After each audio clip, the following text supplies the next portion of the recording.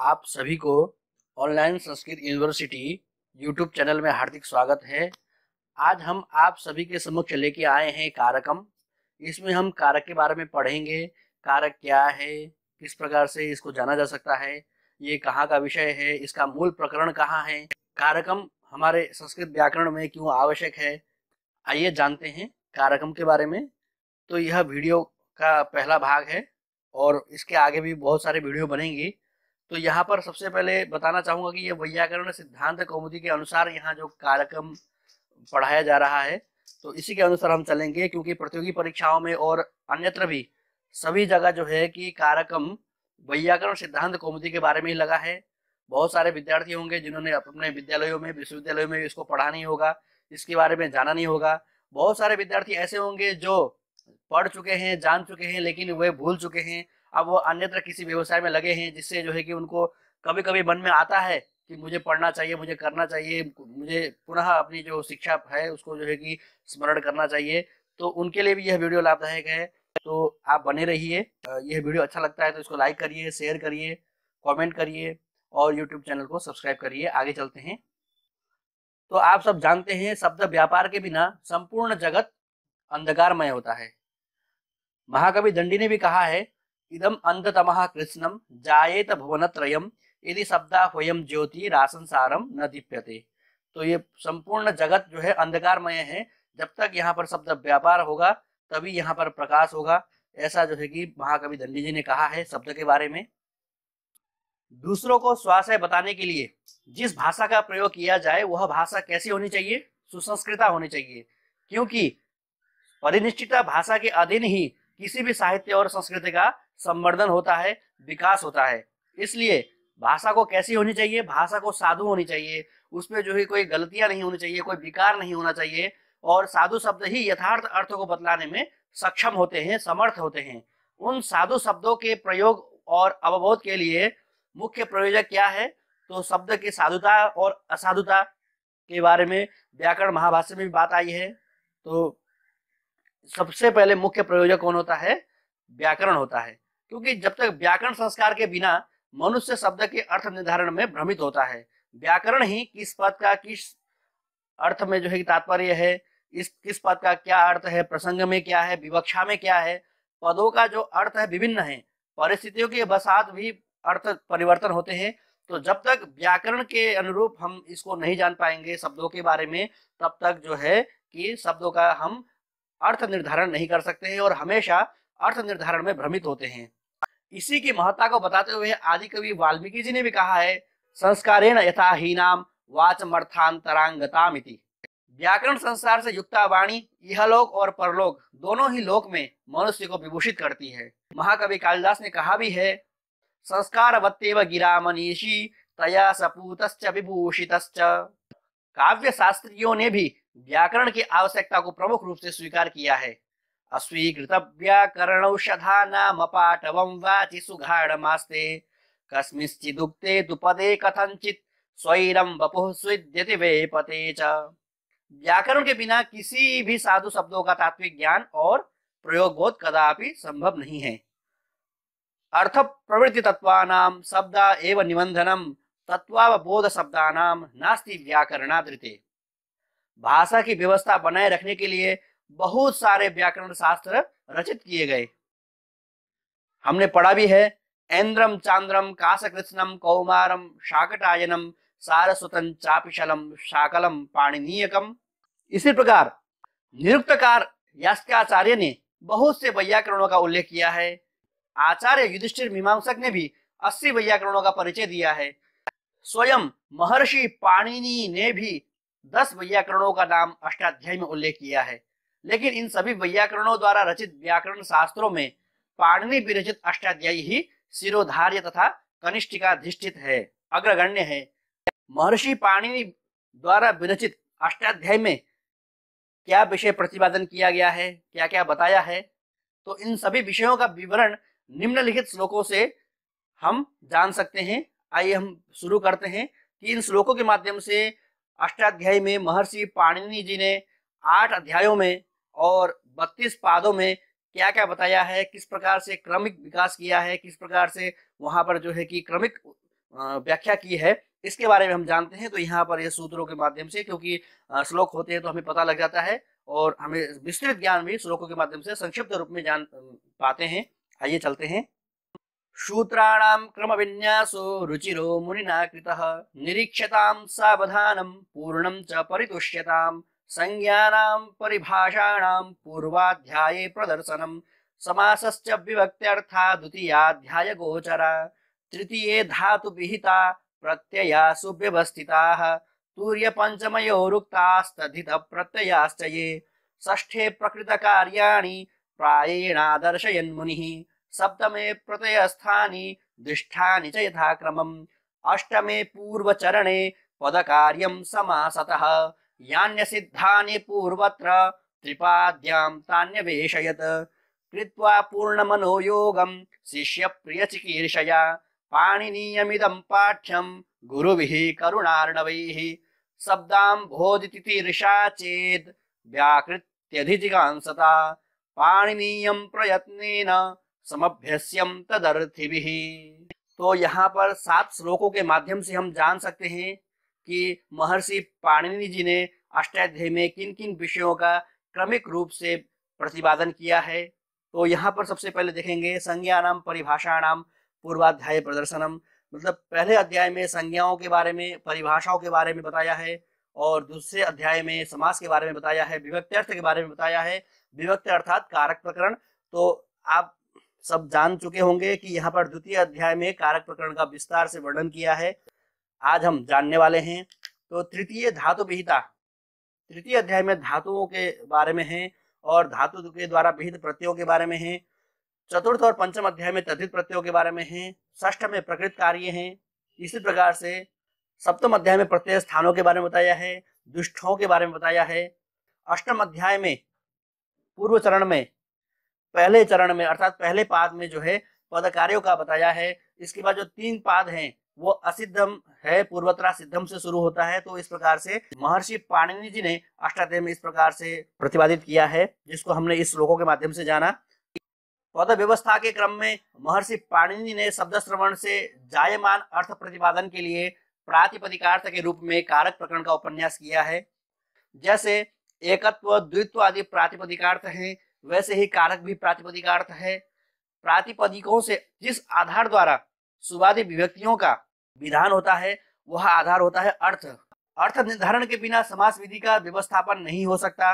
जब तक हमें पद का प्रातिपदिकार्थ का अर्थ निर्धारण नहीं होगा तब तक क्या है कि समास विधि का व्यवस्थापन नहीं हो सकता है। किस अर्थ में, किन पदों में, किन पदों के अर्थों के साथ समास करना है ये हमें पता नहीं चलता है। इसीलिए समास प्रकरण से पूर्व महर्षि पाणिनि जी ने अर्थ निर्धारण के लिए कारक प्रकरण उपस्थापित किया। अष्टाध्यायी में समास किसमें होता है? समर्थ पद विधि। जो पद विधि अर्थात पदों की जो विधि है समास रूप, तो वो जो है कि समर्थ पद में होता है। सामर्थ्य जो है ये कैसे आएगा, ये कारक प्रकरण से बताया जाता है, प्रातिपदिकार्थ के द्वारा बताया जाता है।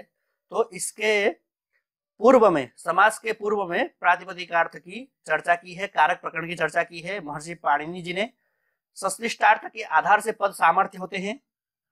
पदों में जब अर्थ संश्लिष्ट होता है, युक्त होता है, जुड़ जाता है और पता लग जाता है कि यही इसका नियत अर्थ है, तभी पदों में सामर्थ्यता आती है। और सामर्थ्य पदों में ही क्या होता है? समास होता है। तो आप सब जानेंगे समर्था पदविधि के बारे में। समर्था पदविधि यह सूत्र है जिससे समास प्रकरण का प्रारंभ होता है। वैयाकरण सिद्धांत कौमुदी में भट्टोजी दीक्षित ने संधि प्रकरण के बाद अजंत पुल्लिंग आदि 6 प्रकरणों में ज्ञाप प्रातिपदिकात सूत्र के अधिकार में सु आदि 21 प्रत्ययों का विधान प्रक्रिया प्रदर्शित किया है। वैयाकरण सिद्धांत कौमुदी में सबसे पहले संज्ञा प्रकरण है, फिर परिभाषा है, इसी प्रकार से संधि, इस प्रकार से षडलिंग प्रकरण आता है, इसके बाद अव्यय, उसके बाद जो है स्त्री प्रत्यय, उसके बाद कारक है। तो भट्टोजी दीक्षित ने संधि प्रकरण के बाद अजंत पुल्लिंग आदि 6 प्रकरणों में ज्ञाप प्रातिपदिकात सूत्र के अधिकार में सु आदि जो 21 प्रत्ययों का विधान है, सौ जस मोट, इस प्रकार से जो सूत्र है इसका जो है कि विधान किया है। विभक्तिष्ठ सूत्र से सुप और तिंग दोनों की विभक्ति संज्ञा होती है। आपको यहाँ क्या ध्यान देना है कि विभक्तिष्ठ सूत्र से विभक्ति संज्ञा होती है। विभक्ति संज्ञा किन किन की होती है? सुप की भी होती है और तिंग की भी होती है। तिंग मतलब धातु से जो प्रत्यय होते हैं उनको तिंग कहते हैं, जो पदों से प्रत्यय होते हैं उनको सुप कहते हैं। सौजस मोड जो है कि ये सुप हो गए, और तिंग मतलब तिप्तस जी सिप्तस था, ये जो है तिंग कहते हैं। तो लेकिन यहाँ पर जो है कि इस प्रकरण को विभक्त्यर्थ प्रकरण कहते हैं।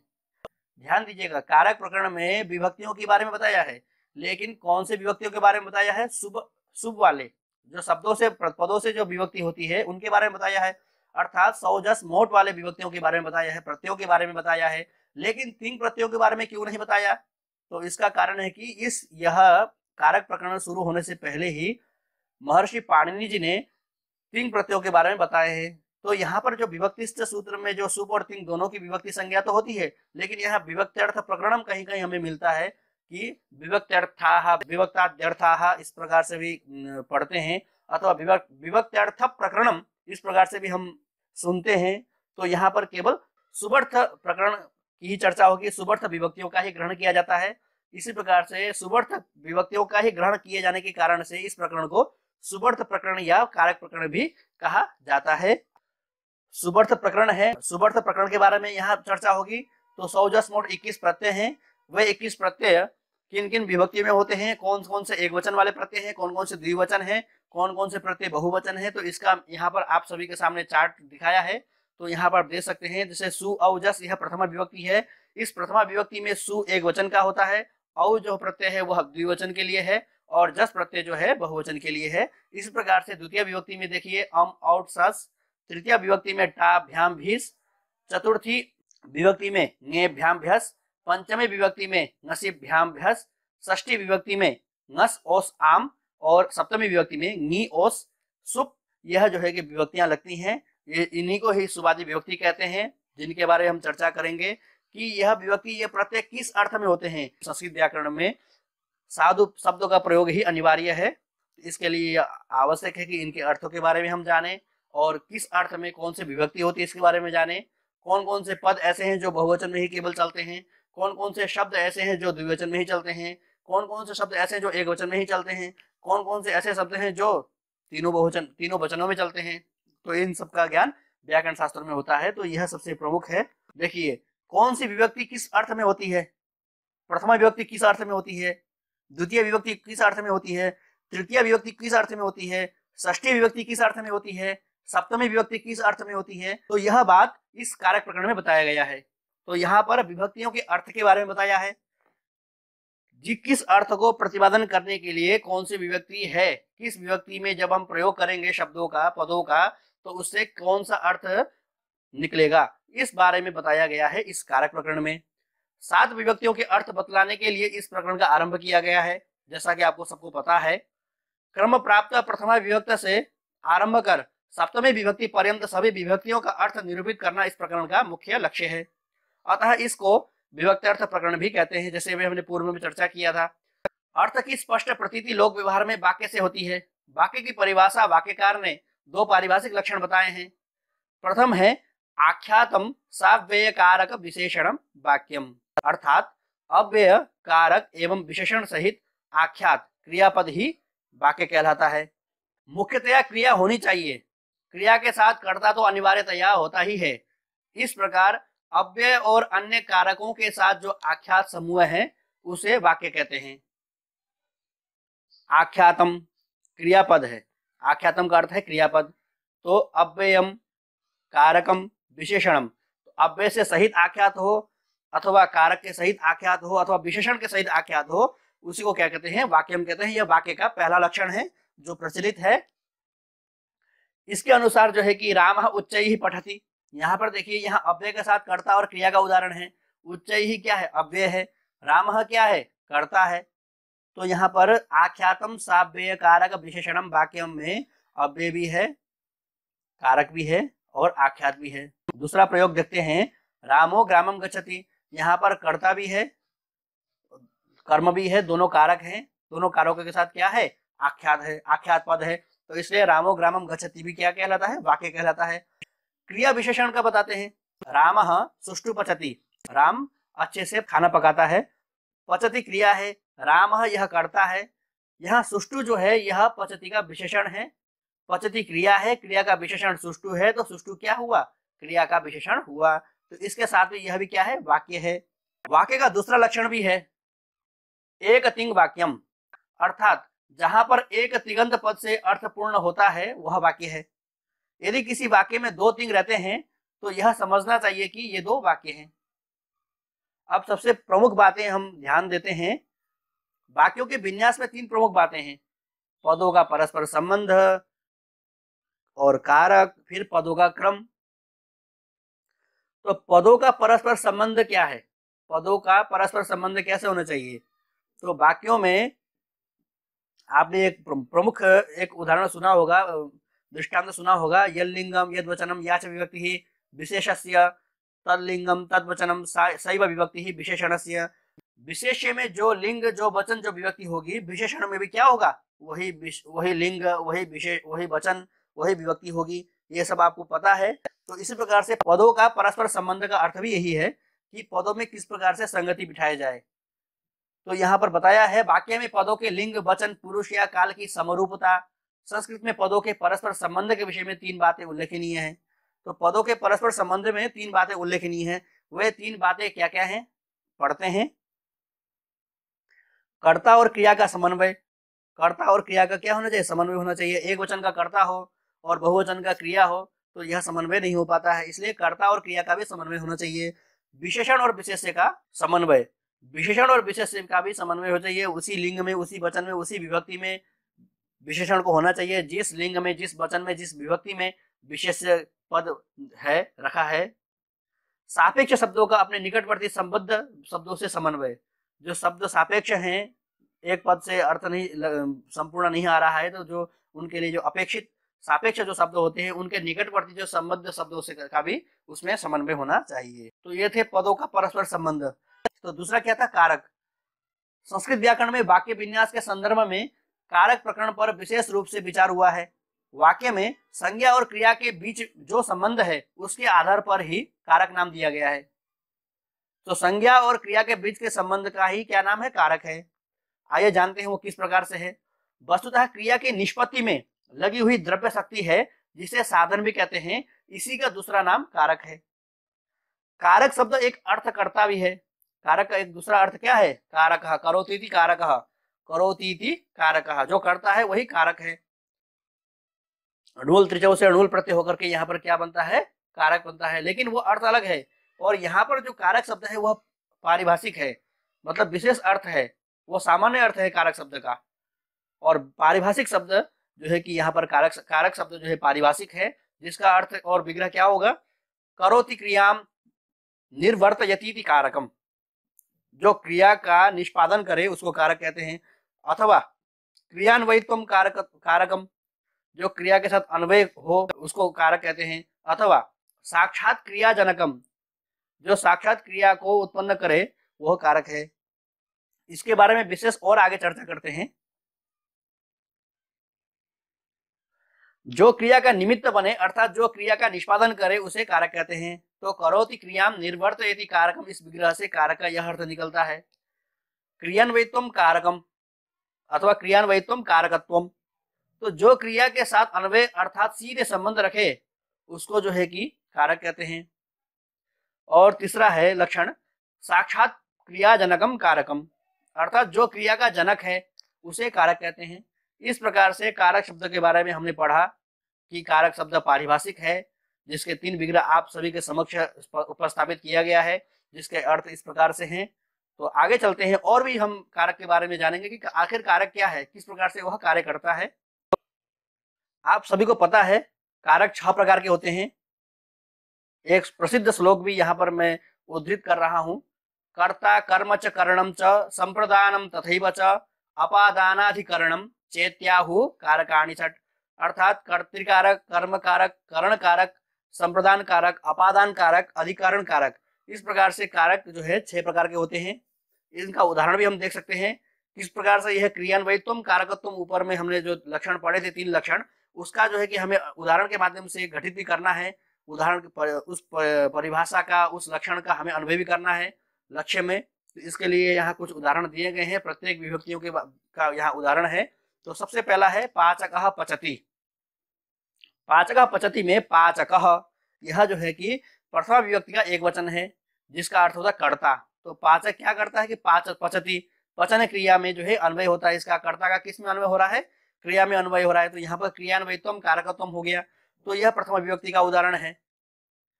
दूसरे विभक्ति में देखते हैं, द्वितीय विभक्ति में गाम स्पृशति अत्र गौः कर्म स्पर्शन क्रियायाम अन्वेति अतः कारक संज्ञां धारयति।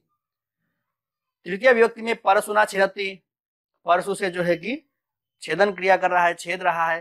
तो इसमें जो है यहाँ परशु जो है कर्ण है, तो छेदन क्रिया में इसका अन्वय हो रहा है। तो इसलिए परशुना में जो तृतीय विभक्ति है वो क्या है? कारक है। इसी प्रकार से बालाय फलम ददाति, बालाय फलम ददाति में बालक बाल के लिए फल देता है। तो बाल का जो यहाँ संप्रदान, बाल को यह संप्रदान बताया जाए, वो दान क्रिया के साथ क्या है? अन्वय हो रहा है। इसलिए यहाँ पर संप्रदान कारक संज्ञा है। प्रासादात पतति, भवन से गिरता है। तो यहाँ पर प्रासाद जो है अपादान है, जिसका पतति यह क्रियापद के साथ अन्वय हो रहा है। इसलिए अपादान में भी क्या होती है? कारक संज्ञा होती है। अपादान की भी क्या होती है? कारक संज्ञा होती है। इसी प्रकार पीठे उपविशति, पीठ में बैठता है। तो यहाँ पर पीठ में यहाँ अधिकरण है, सप्तमी विभक्ति है। इसका जो है कि उपविशति, उपवेशन क्रिया के साथ अन्वय हो रहा है। इसलिए यह भी क्या है? कारक संज्ञा है। तो ध्यान दीजिए, यहाँ पर षष्ठी विभक्ति के बारे में हमने चर्चा नहीं की। सीधे प्रासादात पतति, यह पंचमी विभक्ति जो अपादान कारक है, इसके बाद हम सीधे किस में आए? सप्तमी विभक्ति में आए, जिसको हम अधिकरण कारक कहते हैं। तो यहाँ पर ध्यान देना है कि षष्ठी विभक्ति कारक में नहीं आती है। षष्ठी विभक्ति कारक नहीं होती है, क्योंकि उसका साक्षात संबंध किसके साथ नहीं होता है? उसका साक्षात संबंध जो है क्रिया के साथ नहीं होता है। उसका साक्षात संबंध परंपरा उसका संबंध होता है, लेकिन साक्षात संबंध किसके साथ नहीं होता है? क्रिया के साथ नहीं होता है। उसका संबंध साक्षात कर्ता के साथ हो सकता है अथवा अन्य किसी के साथ हो सकता है। लेकिन यह साक्षात क्रिया जनकम कारकम भी है, क्रियान्वयत्वम भी है, क्रिया का अन्वय भी जो है षष्ठी में नहीं होता है। इसके बारे में हम और आगे पढ़ेंगे और जानेंगे कि किस प्रकार से षष्ठी विभक्ति कारक में नहीं आती है। उसको हम और अच्छी तरीके से स्पष्ट करके पढ़ते हैं। तो यहाँ पर बताइए, एक वाक्य दिया है, कर्तिकारकम क्रियायम साक्षात अन्वेति अन्यान्य कारकाणि तु परंपरया क्रियायम अन्वयम प्राप्नुन्ति। कर्तिकारक ही केवल क्या है? क्रिया के में साक्षात अन्वय करता है, साक्षात संबंध है, लेकिन अन्य कारक जो है परंपरया क्रिया में अन्वय होते हैं। तो यहाँ पर प्रमुख कौन होता है? कर्ता होता है। तो कारकों में सबसे प्रमुख कौन सा कारक होता है? कर्तृकारक। और कर्तृकारक के बाद ही कर्तृकारक से संबद्ध होकर के अन्य जो 5 कारक हैं वह संबंध होते हैं किसके साथ? क्रिया के साथ। षष्ठी विभक्ति को छोड़ करके षष्ठी विभक्ति जो है कारक में नहीं आती है। जितने भी कारक हैं, प्रथमा कारक अथवा कर्तृकारक, कर्म कारक, करण कारक, संप्रदान कारक, अपादान कारक, अधिकरण कारक, तो ये किस प्रकार से वाक्य में प्रयोग होते हैं? तो इसको हम जो है कि एक वाक्यों में इन सभी का प्रयोग देखते हैं। तो यहाँ पर आप सभी के समक्ष है, अयोध्यायाः राजा गाम हस्तेन विप्राय गोष्ठात गंगा तीरे ददाति। यहाँ पर ददाति क्रियापद है, राजा कर्तृपद है। राजा देता है, ददाति का अर्थ होता है देता है, देना। राजा मतलब कर्ता हो गया, राजा हो गया। तो राजा देता है, राजा ददाति। राजा काम ददाति, राजा गाम ददाति। राजा किसको देता है? राजा गाय को देता है। राजा गाय को केन ददाति, किस प्रकार से देता है? किसके द्वारा देता है? तो यहाँ पर तृतीय विभक्ति हो गई, राजा गाम हस्तेन ददाति। राजा गाम हस्तेन कस्मै ददाति, राजा गाय को हाथ के द्वारा किसके लिए देता है? तो यहाँ पर हो गया विप्राय, चतुर्थी विभक्ति संप्रदान। राजा गाम हस्तेन विप्राय ददाति। राजा गाम हस्तेन विप्राय, राजा गाय को हाथ से ब्राह्मण के लिए कहाँ से देता है? तो देता है गोष्ठ से, जो वहां गाय का रहने की जगह है उसको गोष्ठ बोलते हैं। तो गोष्ठात ददाति। तो राजा गाम हस्तेन विप्राय गोष्ठात ददाति। राजा गाय को हाथ से ब्राह्मण के लिए गोष्ठ से कहाँ दे रहा है? वो गोष्ठ कहाँ पर है? गंगा तीर में है। तो यहाँ पर संपूर्ण जितने भी 6 कारक हैं, 6 कारकों का यहाँ पर उदाहरण देख सकते हैं। राजा जो है कि प्रथमा कारक है, कर्ता है, इसलिए यहाँ पर प्रथमा विभक्ति हुई। गाम जो है कि कर्म है, कर्म में जो है कि द्वितीय विभक्ति होती है, तो यहाँ पर गाम हुआ। हस्तेन यह करण है, तृतीय विभक्ति का प्रयोग है, यह करण कारक है। विप्राय यह संप्रदान है, इसलिए चतुर्थी विभक्ति का प्रयोग हुआ है। अपादान में गोष्ठ पंचमी विभक्ति होती है, इसलिए गोष्ठात में जो है कि पंचमी विभक्ति है। गंगा तीरे में अधिकरण है, अधिकरण में सप्तमी विभक्ति होती है। यहाँ पर गाम में कर्म क्यों है, हस्तिना में करण क्यों है, करण कैसे हुआ, करण का अर्थ क्या है, संप्रदान का अर्थ क्या है, संप्रदान में चतुर्थी विभक्ति ही क्यों होती है, गोष्ठात में पंचमी विभक्ति क्यों हुई, अन्य विभक्ति क्यों नहीं हुई, इसका क्या अर्थ निकलता है पंचमी विभक्ति का, इसके बारे में हम आगे और पढ़ेंगे। दान क्रियायाम षडपि कारकाणि अन्वितानि भवन्ति इति स्पष्टम। यह स्पष्ट हो गया कि दान क्रिया में सभी कारक 6 प्रकार के कारक अन्वय होते हैं। अयोध्यायाः अन्वयः राज्ञी एव तु एव, अयोध्यायाः अन्वयः राज्ञी एव न तो दान क्रियायाम। यहाँ देखिए ब्रैकेट में लिखा है अयोध्यायाः, लेकिन अयोध्यायाः का अन्वय परंपरा के माध्यम से हो अथवा साक्षात हो, यह क्रियापद के साथ अन्वय नहीं होता है। अयोध्यायाः ददाति नहीं होता है, तो अयोध्या का जो है कि साक्षात भी नहीं होता है और परंपरा भी नहीं होता है। इसका जो है कि संबंध अथवा परिवसान किसमें होता है, इसका परिवसान होता है राजा के साथ, तो अयोध्या का राजा। इसीलिए षष्ठी को जो है कि हम कारक नहीं मानते हैं, षष्ठी एक संबंध है, संबंध के रूप में हम उसको जानते हैं। ये तो था 6 कारकों का दान क्रिया के साथ उदाहरण बताया गया है। इसी प्रकार से एक अन्य उदाहरण भी हम आप सभी के समक्ष लेके आते हैं।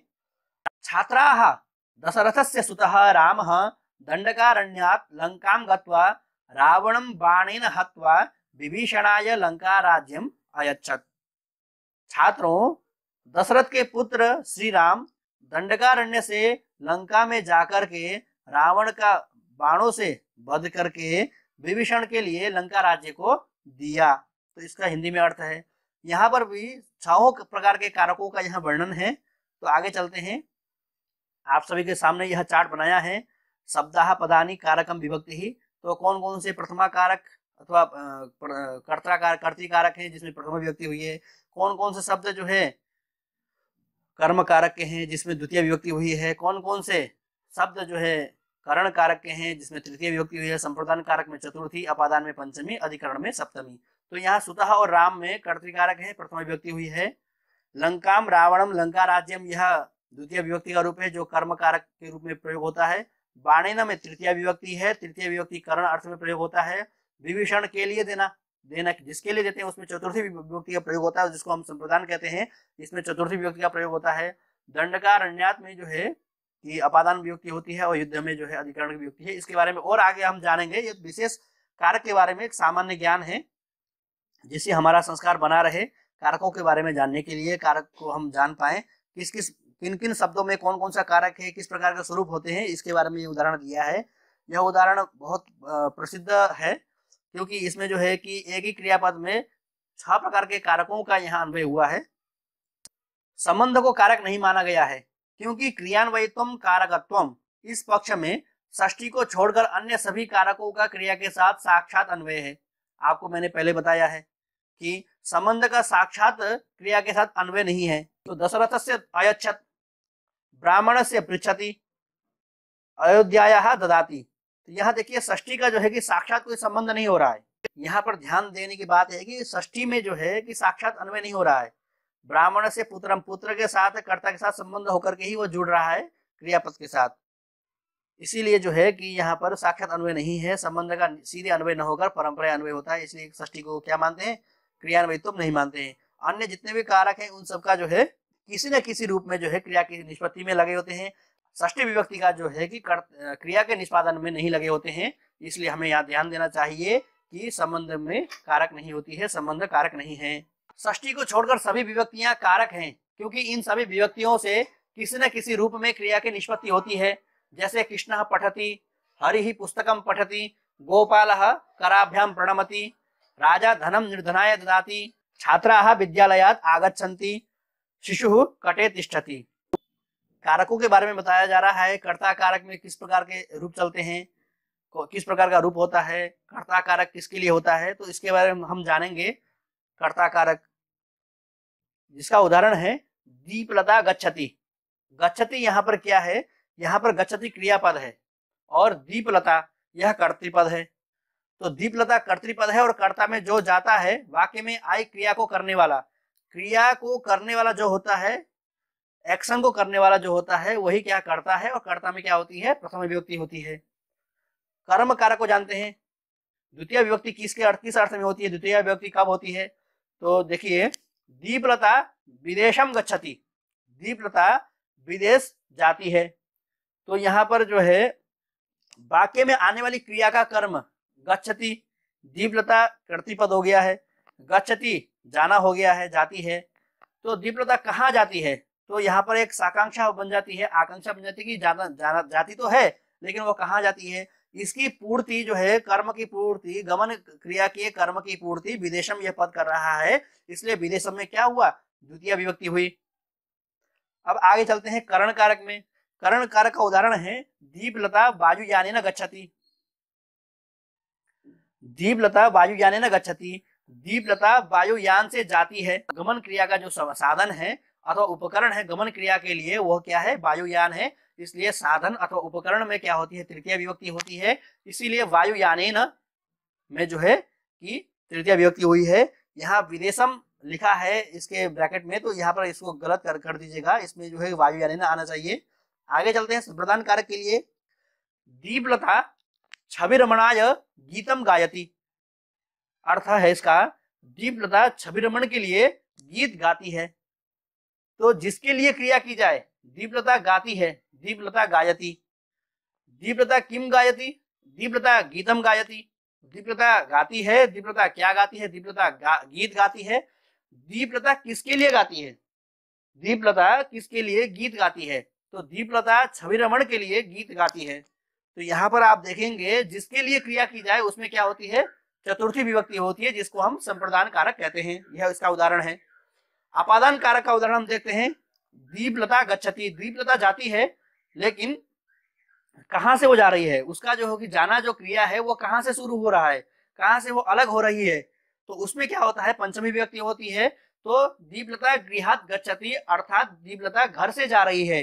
तो यहाँ पर जो है कि उसके गमन क्रिया का जो है कि अलग होना घर से हो रहा है, तो घर में क्या होता है कि पंचमी विभक्ति होती है। क्रिया का स्रोत जहां से पृथक हुआ जाता है, गच्छति में गमन क्रिया का कहां से पृथक होते हैं उसमें पंचमी विभक्ति होती है। क्रिया के करने अथवा होने में जो पृथक होता है उसमें पंचमी विभक्ति होती है। इसको अपादान कारक कहते हैं, जिसमें पंचमी विभक्ति होती है। आगे चलिए,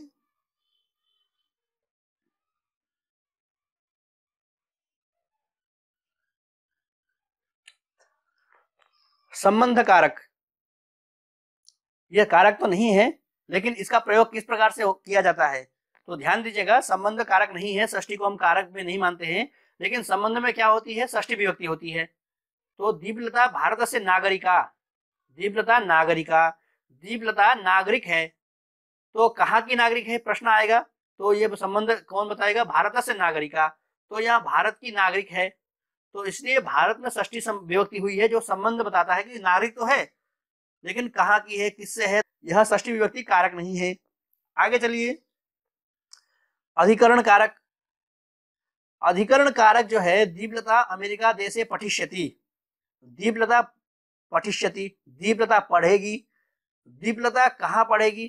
पढ़ेगी तो पता है, चलो ठीक है, पढ़ रही है दीपलता, लेकिन वो कहाँ पढ़ रही है?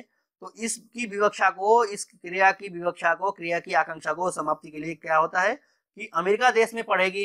तो यहाँ अमेरिका देश में जो अधिकरण है वह क्या है? सप्तमी विभक्ति है। क्रिया का आधार, स्थान, मतलब कहाँ पढ़ेगी, किस समय पढ़ेगी, तो इस सब को बताने के लिए क्या होता है? अधिकरण कारक होता है। संबोधन में देखिए, दीपलते संस्कृत गीतम गायतु, हे दीपलते तुम क्या करो? तुम संस्कृत गीत का गायन करो, संस्कृत गीत को गाओ।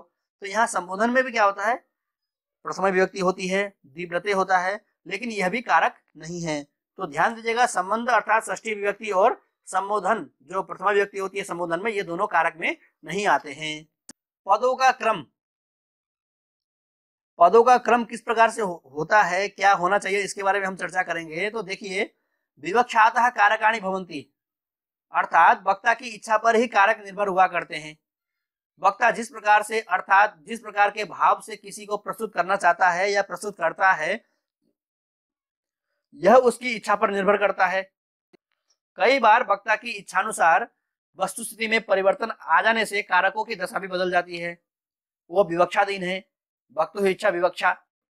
अग्नि पचति, वक्ता जो है कि अग्नि पचति भी इस प्रकार का प्रयोग करना चाहे तो वो अग्नि पचति करेगा। यदि वह अग्नि पचति का प्रयोग नहीं करना चाहता तो वो अग्नि पचति भी कर सकता है। तो यहाँ प्रथमा करे अथवा तृतीय करे यह विवक्षाधीन है। वह अपने वाक्यों को, अपने भाव को किस प्रकार से, किस अर्थ में प्रस्तुत करना चाहता है, यह विवक्षा के अधीन है, वक्ता के अधीन है। यहाँ प्रथम वाक्य में अग्निकर्ता, द्वितीय वाक्य में अग्निकरण है। ये दोनों में अलग अलग रूपों में प्रस्तुत किया गया है। इसी प्रकार वक्ता जो है कि स्थाली पचति भी कह सकता है, स्थाल्याः पचति भी कह सकता है, स्थाल्यम पचति भी कह सकता है। इसी प्रकार असि ही छिनत्ति, असिना छिनत्ति आदियों में समझना चाहिए। ये वक्ताओं के अधीन है कि वक्ता जो है कि किस विभक्ति का प्रयोग करे, क्योंकि वक्ता किस अर्थ को जो है कि वो बताना चाहता है, प्रदर्शित करना चाहता है, यह विवक्षाधीन है। लेकिन ध्यान दीजिए, विवक्षातः कारकाणि भवन्ति तो कह दिया है, लेकिन यह भी सर्वसम्मत नहीं है। शिष्ट प्रयोगों का अनुसरण करके ही, शिष्ट अर्थात विद्वान जनों ने, विद्वत जनों ने जिस प्रकार का अनुकरण किया है, विद्वत जनों ने जिन जिन पदों का प्रयोग किया है, जिन जिन विभक्ति में किया है, उन विभक्तियों का ही हमें यहाँ पर सर्वमान्य है। उन्हीं विभक्तियों का जो है कि हमें विवक्षा से लेना है। शिष्ट प्रयोगों में जो नियम है, शिष्ट प्रयोगों ने किस प्रकार से प्रयोग किया है, अग्नि पचति को अग्निना पचति कहा है, तो इस प्रकार से हम भी अग्नि पचति की जगह अग्निना पचति कह सकते हैं। तो यह विवक्षा के अधीन है, शिष्ट प्रयोग के अधीन है। विवक्षातः कारकाणि भवन्ति कहने पर भी यह प्रयोग जो है कि स्वेच्छा से हम इस प्रकार के वाक्यों का प्रयोग नहीं कर सकते। कारकों में कर्तृकारक की ही प्रधानता मानी जाती है, क्योंकि करण आदि की प्रवृत्ति एवं निवृत्ति कर्ता के ही अधीन होती है। यह कारकों का सामान्य विवेचन है। विशेष विवेचन तत्त सूत्रों में किया जाएगा। यह प्रथम भाग है। इसमें हमें केवल संक्षेप में और विस्तृत रूप में सामान्य रूप से जानना है कि कारक क्या है। तो यहाँ पर आपको सबको पता चल गया होगा कारक क्या है। कारक की भूमिका हमारे संस्कृत व्याकरण में, हमारे शब्द जगत में, लोक व्यवहार में, भाषा में कितनी आवश्यक है, कितनी महत्वपूर्ण स्थान रखता है कारक, तो आप सभी को पता लग गया है। कर्ता कर्म च करणम च संप्रदानम तथैव च अपादानाधिकरणम चेत्याहु कारकाणि षट्। इसको याद कर लीजिएगा कि कारक 6 प्रकार के होते हैं। कारक प्रकरण में कारकों से भिन्न अन्य उपपद विभक्तियों का वर्णन है। क्रिया के कर्म में द्वितीय विभक्ति होती है, क्रिया के कर्ता में प्रथमा विभक्ति होती है, क्रिया के करण में तृतीय विभक्ति होती है। तो क्रिया के अनुसार जब हम चर्चा करते हैं तो उनमें होने वाली विभक्ति क्या होती है, कारक विभक्ति होती है, जो मुख्य विभक्तियां होती हैं। लेकिन क्रिया को छोड़ करके किसी अन्य पदों के सापेक्ष में, सह के सापेक्ष में, अभितः के सापेक्ष में, परितः के सापेक्ष में, अन्य किसी क्रिया को छोड़ करके अन्य किसी पदों के सापेक्ष में यदि विभक्ति वहां परिवर्तन होती है अथवा विभक्ति होती है तो उसको हम कहते हैं उपपद विभक्ति। तो इसका वर्णन भी हम करते हैं, इसके बारे में भी हम पढ़ते हैं उपपद विभक्ति क्या होती है। कारक प्रकरण में एक तो कारक विभक्ति होती है, ध्यान दीजिएगा, एक होती है उपपद विभक्ति जो क्रिया के कर्म को बताए, क्रिया के कर्ता को बताए, और क्रिया के कर्म को बताने के लिए द्वितीय विभक्ति हो, क्रिया के कर्ता को बताने के लिए जहां प्रथम विभक्ति होती है, क्रिया जिसमें जुड़ा हुआ है, तो वहां तो वो कारक विभक्ति कहते हैं। लेकिन जहां किसी पद के प्रयोग के कारण, पद के प्रयोग के सापेक्ष के कारण वहां पर विभक्तियां होती हैं, विभक्ति परिवर्तन होता है, तो उन विभक्तियों को हम कहते हैं उपपद विभक्ति। इसके बारे में जानते हैं। कारक प्रकरण में कारकों से भिन्न अन्य उपपद विभक्तियों का वर्णन है। वाक्य में प्रयुक्त शब्द का वाक्य में आई क्रिया से जो संबंध होता है उसके शब्द अनुसार शब्द में जो विभक्ति लगती है उसे कारक विभक्ति कहते हैं। जैसे क्रिया के कर्ता में प्रथमा, क्रिया के कर्म में द्वितीय इत्यादि। जो विभक्ति वाक्य में प्रयुक्त किसी उपपद पद विशेष के कारण लगती है वह उपपद विभक्ति कहलाती है। यथा सह के योग में तृतीय विभक्ति लगती है, नमः के योग में चतुर्थी विभक्ति लगती है। तो यह किसी पद विशेष के कारण इनमें विभक्तियों का परिवर्तन हुआ है। तो इन जिस क्रिया के अतिरिक्त किसी पद विशेष के कारण यहाँ पर विभक्ति होती है तो उस विभक्ति को हम कहते हैं उपपद विभक्ति। इसका और हम विस्तृत रूप से पढ़ेंगे, आखिर क्या होती है कारक विभक्ति, आखिर क्या होती है उपपद विभक्ति, इसका हम आगे पढ़ते हैं संक्षेप में और विस्तृत रूप में। आप सभी के समक्ष देखिए ये चार्ट प्रस्तुत किया गया है कारक विभक्ति को समझने के लिए और उपपद विभक्ति को समझने के लिए। तो यहाँ पर 3 वाक्य दिए गए हैं। अहम कलमेन लिखामि, छात्राः पठनाय गच्छन्ति, पत्राणि वृक्षात् पतन्ति। ये 3 वाक्य कारक विभक्ति को प्रस्तुत करते हैं। सीता रामेण सह वनम अगच्छत्, सूर्याय नमः, बालः गृहात् बहिः क्रीडति। और ये 3 वाक्य जो है उपपद विभक्ति की प्रस्तुति करते हैं, उपपद विभक्ति को बताते हैं। तो आइए इसमें जानते हैं कि क्या है कारक और उपपद विभक्ति। तो सबसे पहले हम जाते हैं कारक विभक्ति में। अहम कलमेन लिखामी, यहाँ कलमेन जो में पद है तृतीया, अहम लिखामी मैं लिखता हूँ, मैं किससे लिखता हूँ, तो कलमेन लिखामी। तो यहाँ पर क्रिया की पूर्ति के लिए यहाँ पर कलमेन किया है, क्रिया के करण के रूप में लिख तो रहा हूँ, लेकिन क्रिया में जो सहायक कौन है, उपकरण कौन है, वह है कलम। क्योंकि मैं लिख रहा हूँ अहम कलमेन लिखामी, अहम हस्तेन खादामी, मैं हाथ से खा रहा हूँ, खा तो रहा हूं, लेकिन खाने वाली क्रिया में, खाने क्रिया में, खादन क्रिया में यह उपकरण अथवा सहायक कौन बन रहा है, हाथ बन रहा है। इसी प्रकार से छात्राः पठनाय गच्छन्ति, छात्र जा रहे हैं, लेकिन किस लिए जा रहे हैं, पढ़ने के लिए जा रहे हैं। गमन क्रिया का जो किस लिए ये क्रिया की जा रही है, गमन क्रिया किस लिए हो रही है, तो यहाँ पर भी सापेक्ष जो है क्रिया की पूर्ति के लिए क्रिया के सापेक्ष में प्रयोग है पठनाय, तो इसलिए यहाँ पर कारक विभक्ति हुई है, इसलिए यहाँ संप्रदान कारक हुआ है, चतुर्थी विभक्ति है पठनाय में। पत्राणि वृक्षात् पतन्ति, वृक्ष से पत्ते गिरते हैं। यहाँ पर देखिए पत्राणि पतन्ति, पत्ते गिरते हैं, लेकिन हमें यह वाक्य जो है कि संपूर्ण नहीं लगता है, हमें संशय होता है, हमें जिज्ञासा होती है कि पत्ते गिरते तो है, आखिर किससे गिरते हैं, तो गिरने में जो है कि किससे गिरते हैं, यह किससे पृथक होते हैं, यह गिरने में क्या होता है कि एक जगह से दूसरी जगह हम आते हैं, तो यहाँ पर क्या है कि एक जगह किस स्थान से हम अलग हो रहे हैं, पृथक हो रहे हैं, इसके लिए अपादान विभक्ति का प्रयोग होता है। इसलिए वृक्षात् में जो है पंचमी विभक्ति है, वो भी क्या है, क्रियापद के सापेक्ष में क्रियापद को बताने के लिए, क्रियापद की स्पष्टि के लिए यहाँ पर विभक्ति हुई है। तो क्रियापद से युक्त में जो विभक्ति होती है उसको कारक विभक्ति कहते हैं। लेकिन यदि किसी शब्द के योग में, यदि किसी पद के योग में वहां विभक्ति परिवर्तन होती है अथवा विभक्ति होती है, तो उसको क्या कहते हैं, उपपद विभक्ति कहते हैं। जैसे सीता रामेण सह वनम अगच्छत, सीता राम के साथ, तो राम के साथ में जो रामेण सह है, यहाँ सह के योग में रामेण हुआ है, क्योंकि साथ बताना है, तो सह यह पद है, इस पद के साथ में राम पद का प्रयोग हुआ है, तो इसीलिए रामेण सह में राम सह पद के योग में राम में तृतीय विभक्ति हुई है, इसको कहते हैं हम करण कारक, और यह उपपद विभक्ति का उदाहरण है।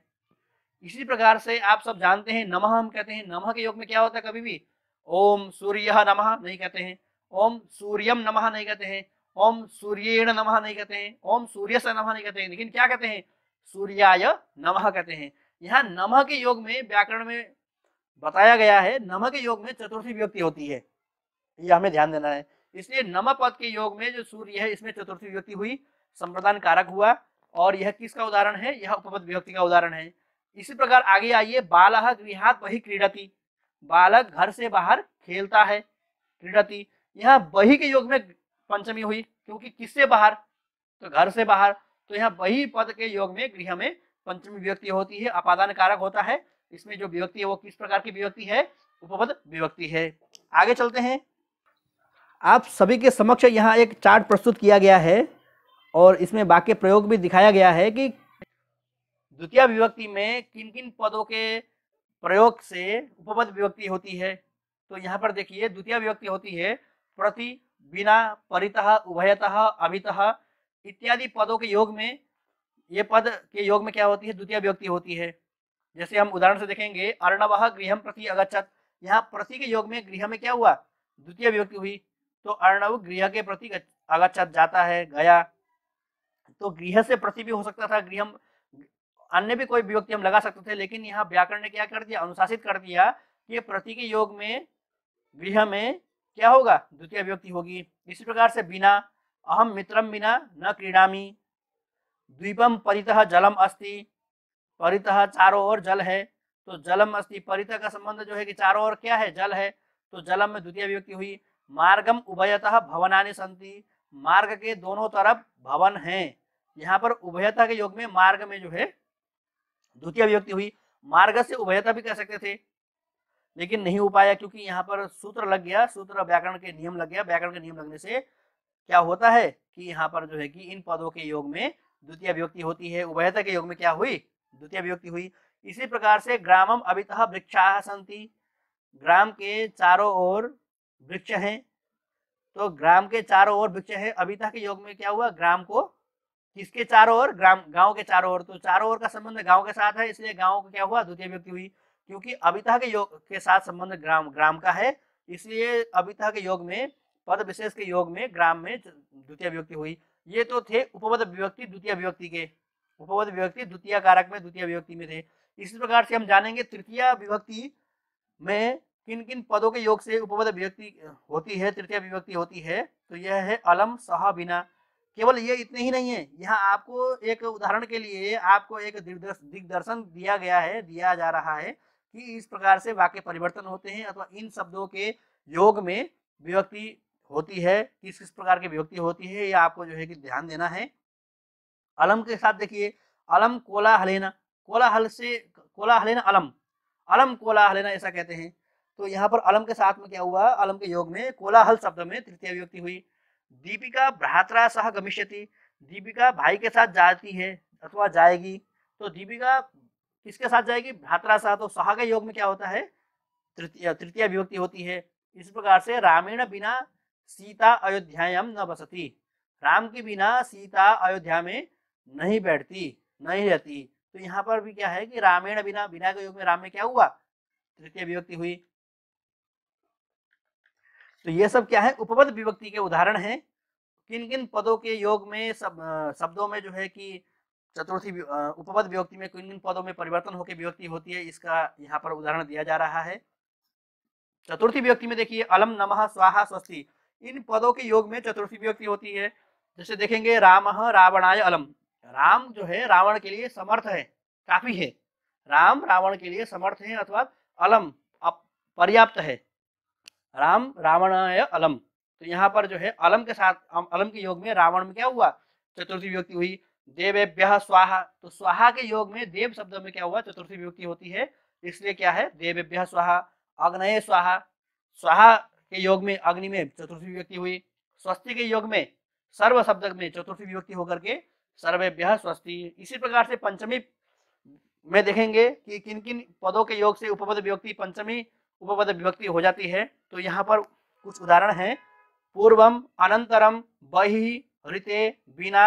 इन पदों के योग में क्या होता है कि इन पदों का जिनसे संबंध होता है उनमें पंचमी विभक्ति होती है। उदाहरण के माध्यम से हम जान सकते हैं, जानेंगे, ग्रामात बहि देवालय अस्ति, गांव के बाहर देवालय अर्थात मंदिर है। तो यहाँ पर बहि का योग गांव के साथ है, इसलिए ग्राम में क्या हुआ, पंचमी विभक्ति हुई। भोजनात् अनंतरम भ्रमणाय गच्छति, भोजन के बाद, किसके बाद, किस क्रिया के बाद अथवा किस क्रिया कर्म के बाद, भोजन के बाद। तो यहाँ पर भोजन में पंचमी विभक्ति हुई, भोजन के अनंतर भ्रमणाय गच्छति। इसी प्रकार से भोजनात् पूर्वम, पूर्व शब्द के योग में भी क्या होती है, पंचमी विभक्ति होती है, पंचमी विभक्ति विभक्ति होती है। तो यहाँ पर भोजन से पहले, सह हस्तौ प्रक्षालयति, भोजन से पहले वो अपने दोनों हाथ को धोता है।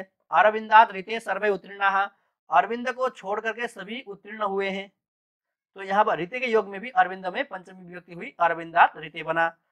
इसी प्रकार से परिश्रमात ऋते अथवा परिश्रमात बिना सफलता न लभ्यते, परिश्रम के बिना क्या होती है, सफलता नहीं प्राप्त होती है।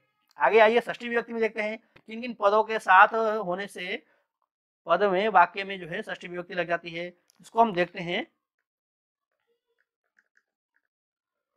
भवन से ऊपरी राष्ट्रध्वज सुभते, ऊपरी के योग में, अधः के योग में, पश्चात के योग में, पुरतः के योग में, पृष्ठतः के योग में।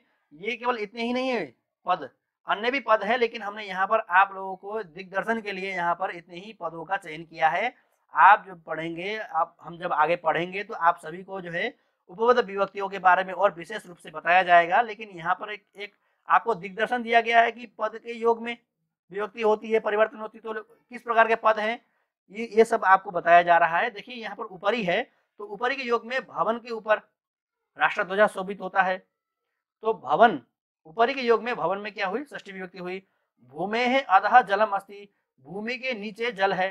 तो अधः के योग में भी भूमि में क्या हुआ, षष्ठी विभक्ति हुई। ये सब उपपद विभक्ति के उदाहरण हैं। भोजन से पश्चात अहम विश्रामम करोमि, भोजन के बाद मैं विश्राम करूंगा, करता हूँ।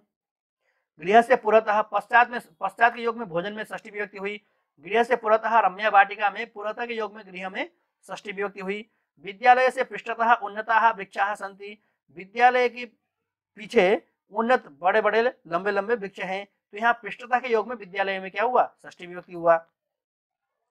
इसी प्रकार से सप्तमी विभक्ति के उपपद विभक्तियों के उदाहरण हम देखते हैं, जैसे निपुणः, कुशलः, प्रवीणः, विश्वासः, स्नेहः। इन सब पदों के योग में सप्तमी विभक्ति होती है।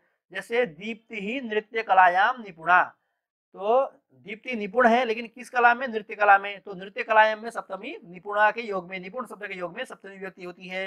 राहुलः चित्रकलायाम प्रवीणः, चित्रकला में राहुल प्रवीण है। यहाँ प्रवीण शब्द के योग में चित्रकला में सप्तमी विभक्ति हुई। राहुले अध्यापकस्य विश्वासः अस्ति, राहुल में अध्यापक का विश्वास है। विश्वास के योग में भी जिसमें विश्वास हो उसमें सप्तमी विभक्ति होती है, तो राहुल में विश्वास है इसलिए राहुल में सप्तमी विभक्ति हुई। मातुः स्नेह पुत्रे अस्ति, माता का स्नेह पुत्र में है। स्नेह प्यार, ममता जिसमें हो उसमें भी क्या होती है? सप्तमी विभक्ति होती है। और ये सब क्या है? उपपद विभक्ति के उदाहरण हैं। ये तो थे पद विशेषों के साथ होने वाली विभक्तियां, उपपद विभक्तियां। लेकिन हम जानते हैं कि कुछ धातुएं ऐसी हैं जिनके योग में भी विशेष विभक्ति के प्रयोग का प्रावधान नियम है।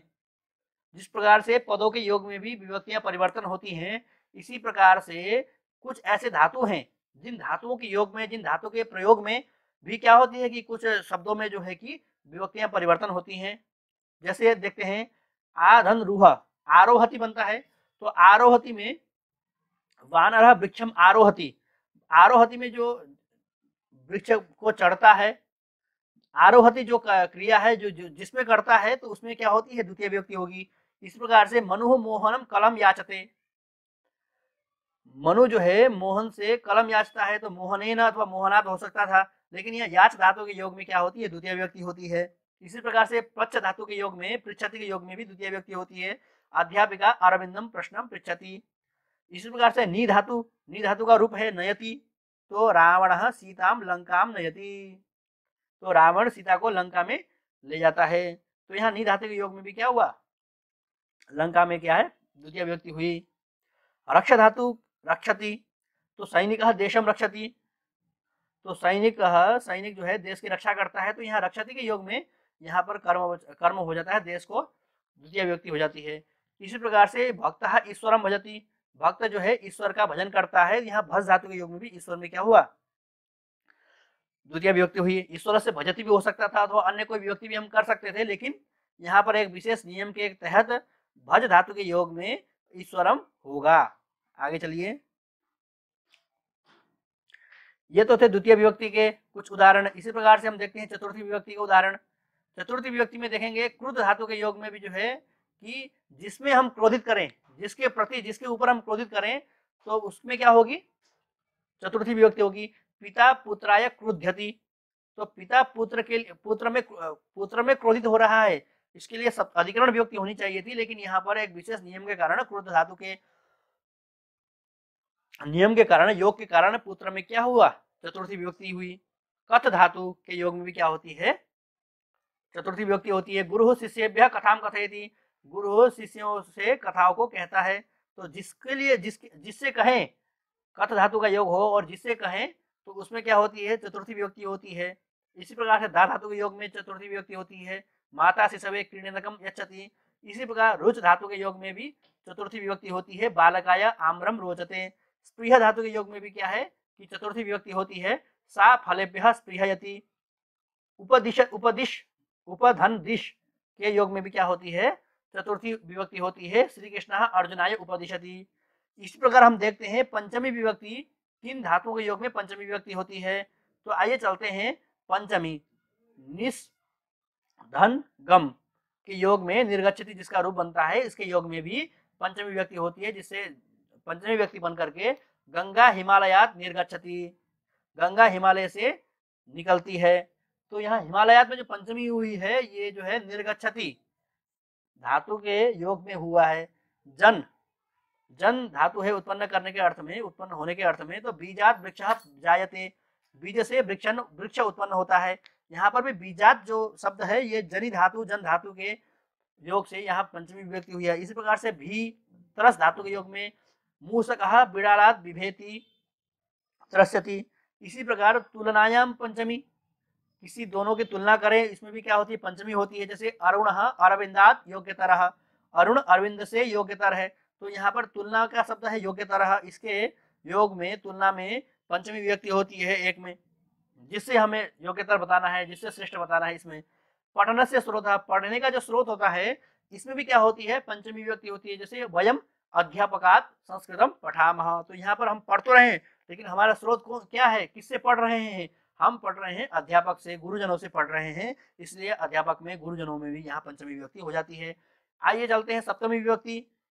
विधन स्वस शिष्य गुरु विश्वसिति, जिसमें हम विश्वास करें तो उसमें क्या होता है कि बी धन स्वस विश्वसिति के योग में सप्तमी विभक्ति होती है। शिष्य गुरु विश्वसिति, शिष्य गुरु में विश्वास करता है, तो यहाँ गुरु में गुरुम विश्वसिति हो सकता था, कर्म हो सकता था यहाँ पर, लेकिन इस नियम, विशेष नियम के कारण, कारक में उपपद विभक्ति के कारण, धातु के योग के कारण यहाँ पर गुरु में क्या हुआ, सप्तमी विभक्ति हुई। स्नेह, स्नेह मतलब क्या है, प्यार करना, प्रेम करना।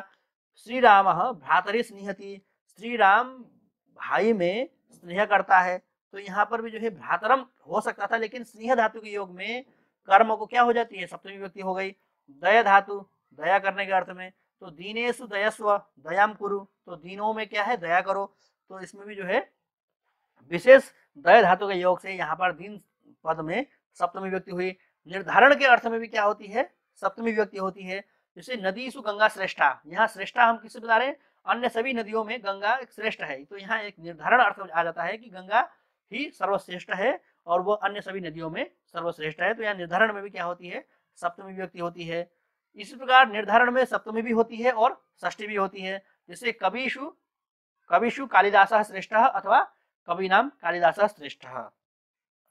तो यहाँ पर कारक प्रकरण में कारक विभक्ति के बारे में भी बताया गया है, उपपद विभक्ति के बारे में बताया गया है, लेकिन हमें यह संशय होता है कि यहाँ जब उपपद विभक्ति के बारे में भी बताया गया है, तो इस प्रकरण का नाम कारक प्रकरण क्यों बनाया गया, तो इसमें बताते हैं कि यहाँ पर उपपद विभक्ति के बारे में तो बताया है, लेकिन उसके सापेक्ष में कारक विभक्तियों की चर्चा, कारक विभक्तियों के बारे में विशेष वर्णन है, विशेष व्याख्यान है, जिसलिए कारक विभक्ति ही यहाँ प्रधान है, इसीलिए यहाँ पर कारक प्रकरणम यह प्रकरण का नाम रखा गया है। इसीलिए प्राधान्य न विपदेशा भवन्ति एक नियम भी है, आप जानते हैं, जिसका अर्थ है प्रधानता के कारण ही नामकरण किया जाता है। इस न्याय से कारक बहुल होने के कारण इस प्रकरण को कारक प्रकरण की कहा जाता है। आप सभी के समक्ष कारक का पहला भाग उपस्थापित है। आपको यदि ये वीडियो अच्छा लगे तो लाइक करिए, कमेंट करेंगे, शेयर करेंगे और इस चैनल को सब्सक्राइब करेंगे, उत्तरोत्तर इसकी प्रगति करेंगे। जल्द ही कारक प्रकरण के भाग 2 को लेकर के पुनः मैं उपस्थित होऊंगा।